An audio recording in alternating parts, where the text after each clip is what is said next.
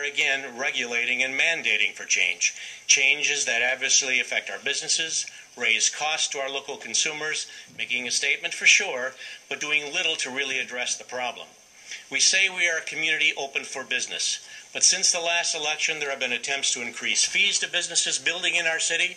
An unofficial moratorium on any future food and beverage development in our downtown now exists. There's a ban on the use of single-use plastic bags, and now a wish to ban the use of polystyrene in food service. Instead of thoughtful solutions, it's regulation. Because so-and-so did it, it must be okay.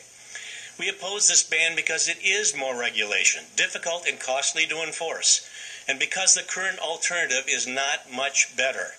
The alternative costs more to businesses, it takes more energy to create, it leaves a larger carbon footprint in order to keep things hot or cold, it provides for, and if not much more litter than on our beaches.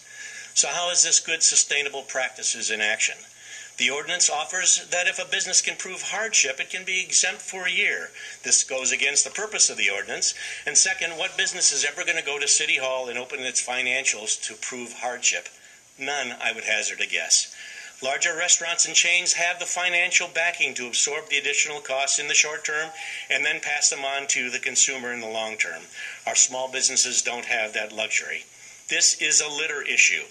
If we are a society, if we as a society understood what happens when we toss a bag of litter on the street or leave it on the beach, if we understood how this litter gets into our streams and oceans, and if we understood how it affects our wildlife, now if we understood how the damages these actions cause, we would change as a society.